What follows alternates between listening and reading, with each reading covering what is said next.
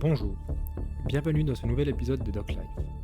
Aujourd'hui, j'ai le plaisir de recevoir Olivia Pedroli, artiste et musicienne, qui va nous parler de son travail en tant que compositrice de musique de film.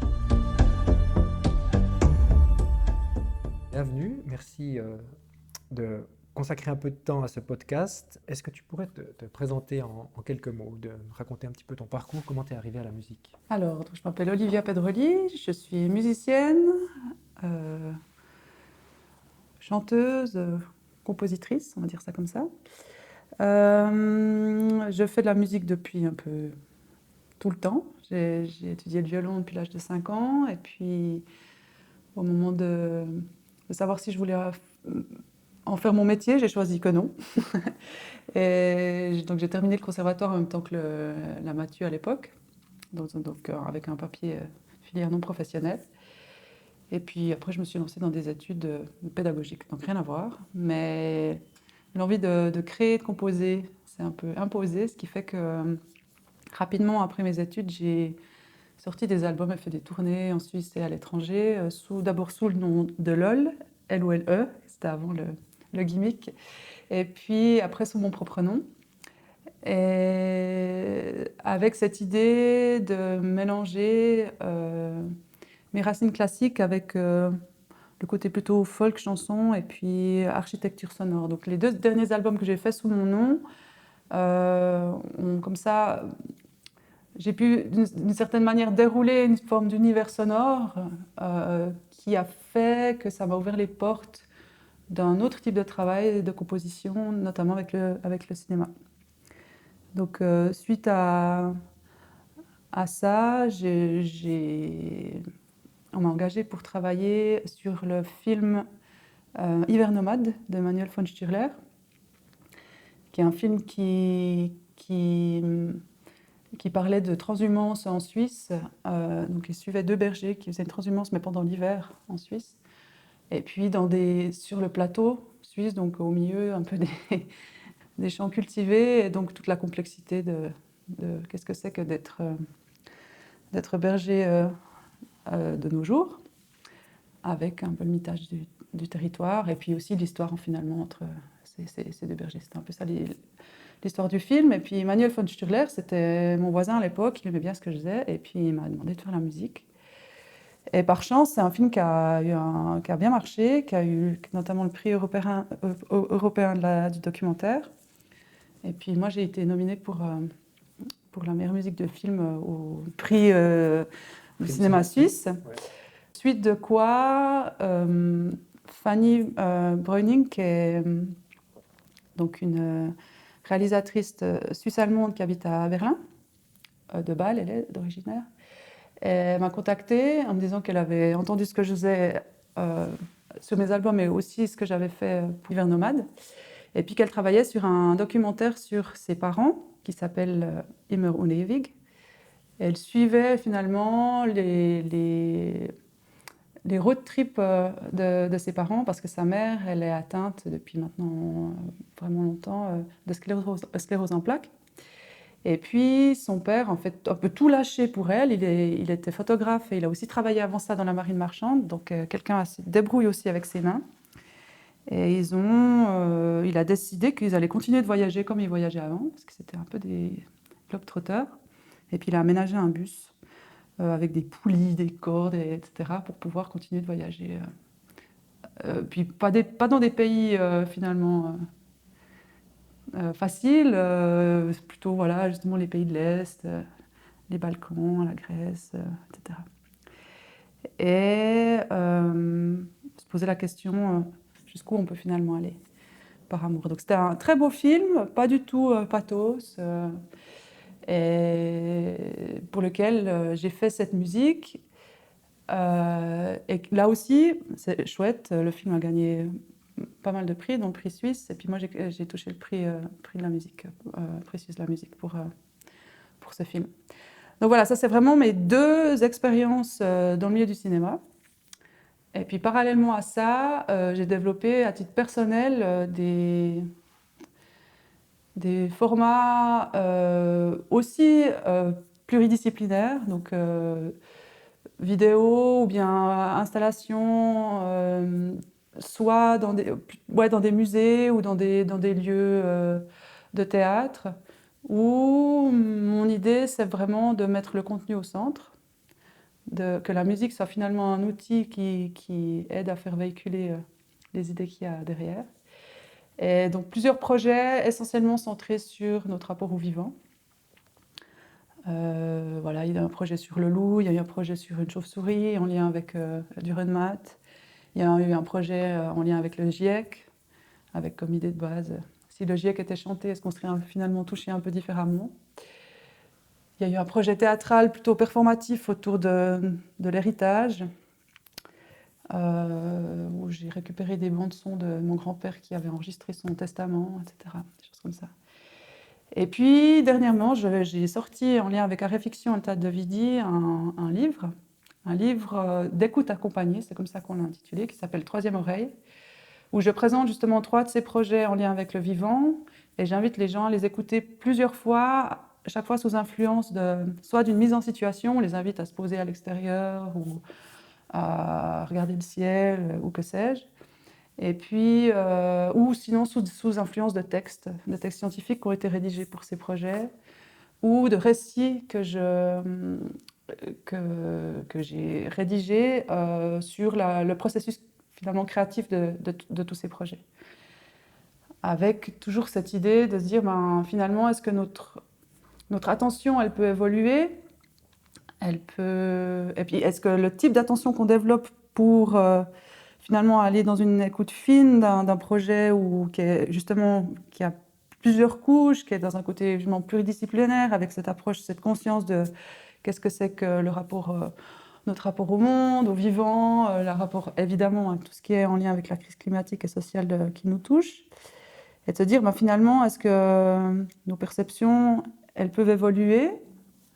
Et puis si nos perceptions, notre écoute, elle évolue, est-ce qu'on aura un rapport au monde et un comportement vis-à-vis du monde qui peut changer? Voilà, c'est des grandes questions, j'ai absolument pas la réponse, mais en tout cas c'était un peu une tentative qu'on a fait avec ce livre qui est sorti là au mois de novembre.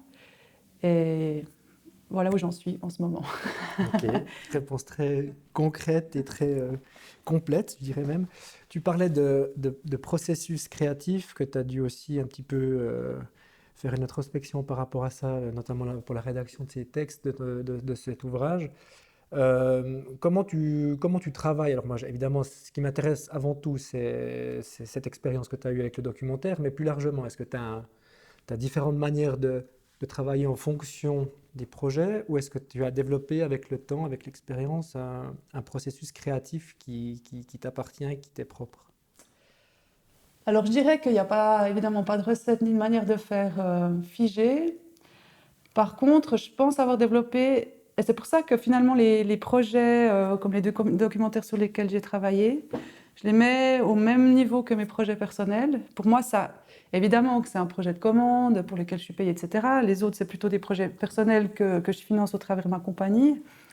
Mais les personnes qui m'ont contactée pour faire les musiques de ces documentaires, elles m'ont contactée parce qu'elles aimaient bien ce que je faisais. Donc il y a un peu une forme, pas de carte blanche, mais on s'approche finalement de...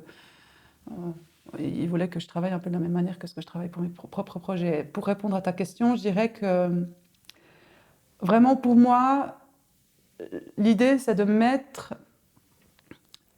la musique, que ce soit sous forme vocale, instrumentale, instrumentale classique ou instrumentale plutôt plus expérimentale ou même électronique, etc., au service d'un propos, d'un sujet. Si je prends l'exemple du travail avec Fanny Breuning sur Immer und ewig, très concrètement, notre façon de travailler, c'était de se dire, bon, les images sont là, est-ce qu'on va plutôt viser une musique qui parle pour chacun des personnages, ou est-ce qu'on va plutôt aller sur l'angle de la thématique, essayer de voir comment finalement musicalement on peut traiter les différentes thématiques qui sont évoquées dans ce film. Et très rapidement, on s'est rendu compte que c'était là-dedans qu'il fallait aller, que illustrer différents types de personnages et comportements, c'était pas ça qui allait fonctionner. Et du coup, voilà, les thématiques, c'est un contenu pour lequel je mets la musique, j'aide finalement à véhiculer ce contenu. Pareil pour, par exemple, le projet Mathilde que j'ai fait en lien avec un texte justement de Dürrenmatt, où il raconte sa rencontre avec une chauve-souris dans son atelier et finalement il décide, cette chauve-souris lui rend visite toutes les nuits. Et puis un soir, il décide de la montrer à ses enfants et il l'enferme. Et puis au moment où il la libère, elle ne revient plus jamais. Donc il considère ça comme la vengeance de Mathilde. Et ça a potentiellement influencé finalement ses œuvres après. Et mon idée, c'était, en replaçant ça dans un contexte plus contemporain, de se dire finalement, notre rapport au vivant, comment finalement on peut considérer notre rapport au vivant actuellement sous l'angle de la crise climatique. Je l'ai fait ça pendant le Covid, donc il y avait aussi toute la question de zoonose et de comment finalement les êtres, les animaux se rapprochent de plus en plus des êtres humains parce qu'on a un peu bousillé leur lieu de vie, etc. Et puis de se dire, si on se pose un coup et puis qu'on arrête de s'agiter et puis qu'on regarde un peu le ciel, qu'est-ce que ça fait? Donc très concrètement, je suis allée me poser dans la nature et j'ai regardé le ciel. Et puis j'ai un peu improvisé et puis vu ce que ça faisait au niveau après en remettant ça sur papier, qu'est-ce que ça m'évoquait, etc. Donc il y a une approche très concrète sur le terrain. Pour Imre Runevig, si je reviens à cet exemple-là, c'est vraiment très concrètement, en regardant les images, qu'est-ce que ça m'évoque, tout de suite, qu'est-ce que j'entends comme type de sonorités qui peuvent aller dans le sens des thématiques qui sont traitées, comment les souligner s'il y a besoin, comment prendre le contre-pied s'il y a besoin aussi, parce que l'idée c'est pas d'être dans l'illustration pure, mais c'est plutôt justement de dire, là au contraire, c'est plus important de montrer une forme de friction plutôt que de caresser dans le sens du poil, etc. Et puis après, évidemment, c'est un mélange de feeling, mais aussi après une histoire de technique, de dire une technique d'écriture, cette technique d'écriture, ce type d'arrangement-là, comment ça va permettre, encore une fois, de servir le propos. J'ai pas une méthode où je veux dire, OK, pour écrire, il faut que je me mette d'abord au piano. Non, c'est plutôt mettre le contenu au centre et dire comment je vais pouvoir servir ce contenu et du coup, par quelle approche pratique, émotionnelle et technique je vais pouvoir le mettre au service. Je sais que ça raconte beaucoup de choses et pas grand-chose, mais voilà. Moi, ce qui m'intéresse de savoir, c'est aussi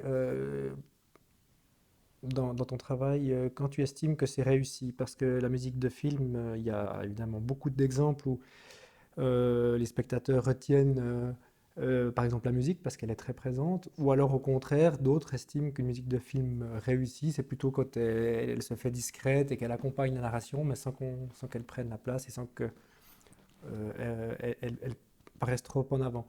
Tu as fait 2 musiques de documentaires, 2 fois elles ont été remarquées, puisque tu as même reçu des prix pour ça. Euh, Quels sont les éléments pour toi, pour te dire, bon voilà, j'ai réussi le mandat qui m'a été confié, ou c'est ce que je voulais? Est-ce que c'est justement, est-ce que ça se situe entre les deux? Comment tu arrives à toi à te positionner par rapport au fait que des gens disent, bah voilà, la musique, on a envie de la récompenser parce elle a marqué les gens du coup. Oui. Je pense que c'est un peu un espèce de savant dosage entre les deux, entre le fait qu'elle doit... En fait, très concrètement, je pense que si la musique elle se fait trop remarquer, c'est pas réussi. Mais par contre, si elle se fait pas remarquer et qu'en cours de route, on se dit « Hey, tiens, la musique est chouette », je pense que là, c'est plutôt quelque chose d'assez positif. Donc c'est plutôt de se dire que la musique, elle se situe au même... c'est un protagoniste en plus, d'une certaine manière, et puis qu'elle se situe au même niveau que le montage, que la caméra, que le scénario, etc. C'est un élément qui compose finalement un film. Mais par contre, À part si c'est des films bande-son qu'on me peut voir chez, je sais pas, je dis n'importe quoi, Tarantino ou compagnie, où c'est vraiment des musiques qui sont sélectionnées. Souvent, c'est des synchros, donc c'est pas des musiques qui sont composées pour le film. À part pour ça, pour moi, la musique de film, on reste quand même dans le registre de la musique de film. Donc, c'est pas forcément des musiques qui vont avoir euh, une réelle existence propre. Elles font vraiment toujours partie dans tout. Alors, ça ne veut pas dire qu'il ne faut pas les écouter seules ou pas les commercialiser ou je ne sais pas quoi, mais il y a vraiment, en tout cas pour moi, ce truc de dire elles peuvent exister pleinement quand elles sont vraiment en lien avec le film. Et que ce serait finalement leur ôter une part de leur vérité ou de leur réalité que de les écouter toutes seules sans avoir vu le film. Voilà. Donc il y a vraiment cette notion encore une fois, de mise au service pour finalement aider à... Pour moi, il y a un peu ce côté, la musique aide à révéler certaines choses, que ce soit des émotions, que ce soit la puissance d'une image, que ce soit justement à révéler une forme peut-être de paradoxe au niveau des émotions ou au niveau de ce qui se dégage sur une certaine scène. Et donc, il y a vraiment cette idée de se fondre, mais sans tomber dans le piège de l'illustration. Donc, c'est un dosage assez fin. C'est pour ça que des fois, j'aime vraiment bien aller un peu taper dans l'art et puis faire ce qui peut être finalement pas vraiment attendu d'une scène. Et c'était intéressant de travailler notamment sur le film de Fanny Breuning parce que le montage était très avancé. J'avais travaillé déjà un petit peu en amont, proposé des images, mais finalement le montage a tellement changé que ce que j'avais proposé correspondait plus à ce qui était nécessaire pour le film. Donc je lui ai dit, écoutez, avancez sur votre montage, quitte à utiliser ce qu'on appelle des layouts, donc des musiques d'exemple, qui ne seraient pas les miennes, avec le risque qu'ils s'habituent tellement à entendre ces musiques, du coup, si on propose autre chose, ça passe pas. Et puis, du coup, c'était quand même intéressant. Moi, je ne suis pas complètement contre l'idée de layout, parce que ça permet quand même de donner une direction sur ce que les personnes attendent d'une musique. Et puis ça me permet, si je trouve que l'idée n'est pas forcément judicieuse, de pouvoir dire, ok, vous avez choisi ça, voilà pourquoi je pense que c'est une mauvaise idée, et moi je vous propose ceci. Souvent quand même, en tout cas dans le cadre de Emmanuel et Fanny, ce qui avait été choisi, c'était quand même assez dans le mille. Par contre, il y a aussi des moments où il n'y a pas de musique et c'est bien d'en mettre, puis des moments où il y a de la musique et il ne faut pas en mettre. Donc il y a aussi ce côté un peu direction artistique musicale qu'il faut avoir, je pense, quand on compose la musique de film, de pouvoir avoir une vision vraiment globale de quelle va être la ligne musicale de tout le film et à quel moment c'est bien de s'abstenir et à quel moment c'est bien d'en mettre. Et ça, je pense que de par mon parcours, qui est quand même assez varié, je me considère pas du tout comme une compositrice de musique de film. Je suis une musicienne, une artiste, et ça m'est arrivé de faire des musiques de film. Donc j'ai un parcours, je pense peut-être un peu différent que quelqu'un qui fait uniquement la musique de film. Et de par ce parcours-là, les projets conceptuels que j'ai pu faire, mais aussi des albums concept, en guillemets, que j'ai pu faire, c'est-à-dire pas juste des alignements de chansons, mais une idée globale de comment se déroule un album, que les musiques, comment elles s'articulent entre elles. Ça m'a permis, je pense, de développer cette capacité à avoir une vision globale de quelle doit être l'histoire d'une musique au sein d'un film. Et que peut-être c'est aussi ça qui a fait qu'elle s'est démarquée du point de vue des professionnels, parce qu'ils ont certainement pu voir qu'il y avait une cohérence dans le tout, et que ce n'est pas juste un alignement de son, de musique, d'ambiance, etc. Tu parlais de ton intervention en cours de processus, dans l'idéal maintenant avec l'expérience que tu as déjà un petit peu. Ce serait quoi le cas idéal, le moment idéal où tu commencerais à travailler sur la musique? Est-ce que ce serait déjà même à l'écriture ou alors est-ce que ça te va bien justement de laisser suffisamment de temps au montage pour pas arriver avec quelque chose qui change tout le temps? Est-ce que toi, il y aurait une situation qui te conviendrait mieux dans le processus? Moi, je pense que l'entre-deux, c'est là où c'est un peu compliqué. D'arriver un peu en cours de route, le montage n'est pas encore vraiment fait, mais c'est là, en tout cas, sur les deux expériences de films que j'ai vécues, je me suis rendu compte que c'était pas idéal d'être un peu en cours de route. Je pense que ça peut être très intéressant, je ne l'ai pas vécu moi-même, mais ça me dirait bien de le vivre une fois, de travailler vraiment en amont. Mais ça veut dire d'avoir une vraie discussion sur quelles sont les envies et les attentes au niveau de la musique, et puis que s'il y a quelque chose qui est écrit et qui correspond à ces envies, qu'elle soit vraiment utilisée au moment du tournage. Quitte à, voilà, à diffuser la musique. Je ne sais pas sous quelle forme exactement, c'est évidemment pas à moi de le dire, mais qui est vraiment cette prise de conscience de OK, la musique, elle fait partie vraiment de la création du film. Sinon, mis à part vraiment des pauses, des premières idées de type de sonorité ou de thèmes qui peuvent après être développés en variation. Moi, j'aime beaucoup travailler sur un thème et variation, donc une idée de mélodie de base qui est après développée, arrangée, réarrangée de manière très différente. Ça, j'aime bien faire. Alors qu'il peut y avoir peut-être un premier thème posé, des idées de sonorité, des idées d'instrumentation, des petits extraits, oui, si c'est en début de montage. Mais par contre, après, si la musique n'a pas été vraiment mise au départ de la réflexion, je pense que c'est plus simple de le faire une fois que le montage est quand même assez avancé. Je dis ça sur la base de ces expériences-là. Peut-être qu'une autre fois, ça sera différent et puis ce sera très bien. Euh, mais aussi parce que j'ai une manière de travailler qui n'est pas typique, je pense, de quelqu'un qui produit la musique de film, qui est très... Moi, je travaille avec des vrais instruments, donc c'est-à-dire qu'on va en studio, on enregistre des gens. J'ai évidemment tous les logiciels et les machins, etc. Ça va très bien pour faire des maquettes, mais il y a un moment donné, je trouve intéressant d'avoir des vrais gens qui jouent. Et ça, finalement, ça ajoute une contrainte supplémentaire pour la réalisation d'une musique de film, c'est que ça, une fois que c'est enregistré, voilà. Il y a une certaine souplesse qu'on peut évidemment avoir au niveau du montage, quoi, de l'édition de la musique, mais reste que c'est quand même moins souple que quelqu'un qui travaille uniquement sur logiciel. Ouais, je pense que par rapport à ma manière de travailler, c'est un peu les deux options que je privilégierais.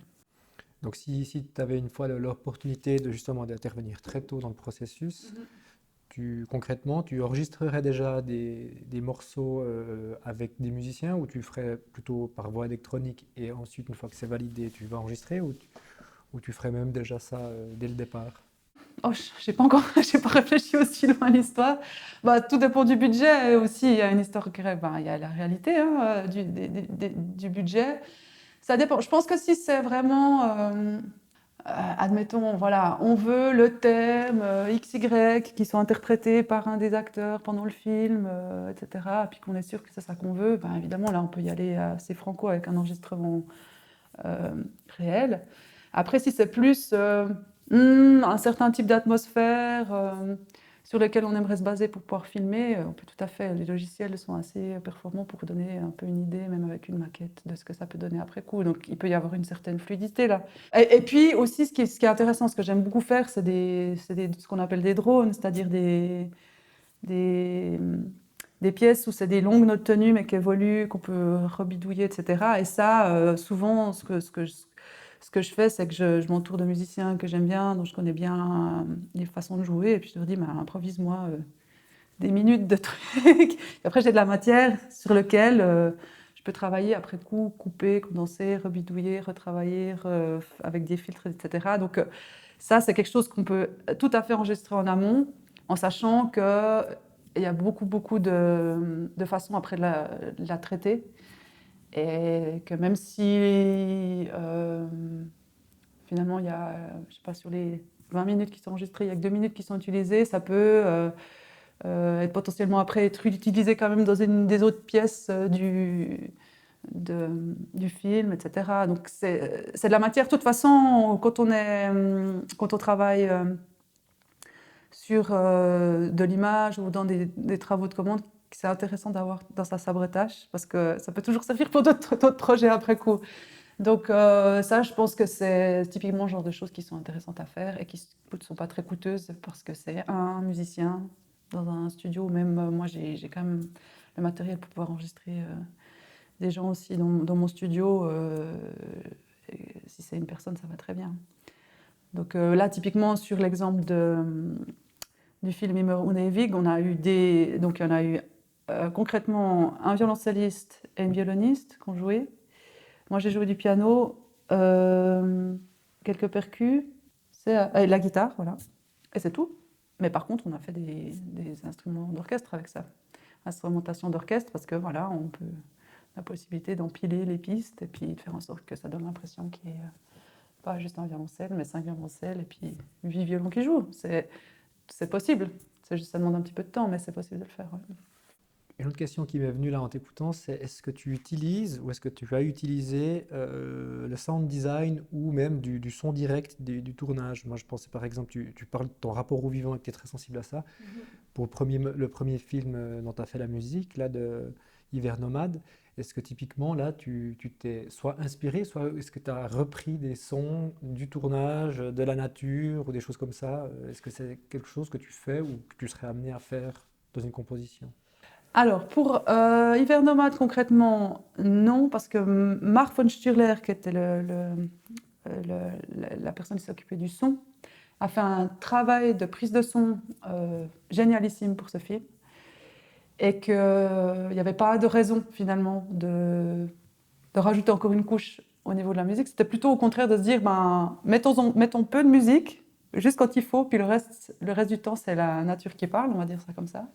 Dans le film Immer und ewig, concrètement, il n'y a pas eu de sound design à proprement parler, mais par contre, typiquement, moi, ce que j'aime bien faire, c'est utiliser les sons ou tout d'un coup une musique qu'on peut entendre dans le film comme point de départ pour une composition. Ou, dans le cas de Immer und ewig, un moment de pause dans la musique où on entend un imam chanter. Donc là, il y a la musique qui se développe. La musique s'arrête, il y a l'imam qui chante, puis la musique continue, etc. Donc d'utiliser les sons et les mélodies, s'il y en a dans un film, comme point d'accroche ou point de départ ou d'inspiration. Ça, j'aime bien faire. Il y a le côté, comme j'ai dit, instinctif. OK, qu'est-ce que je veux véhiculer comme émotion à travers la musique, mais aussi que me raconte l'image, que me raconte le son, en termes justement plus techniques, quoi. Et ça va donner des impulsions pour créer une musique qui peut justement bien se fondre dans l'histoire. Très bien. Écoute, je te remercie beaucoup. Merci à toi. Et on se réjouit d'entendre la suite et de voir et d'entendre. En tout cas, merci pour le moment de partage. Merci.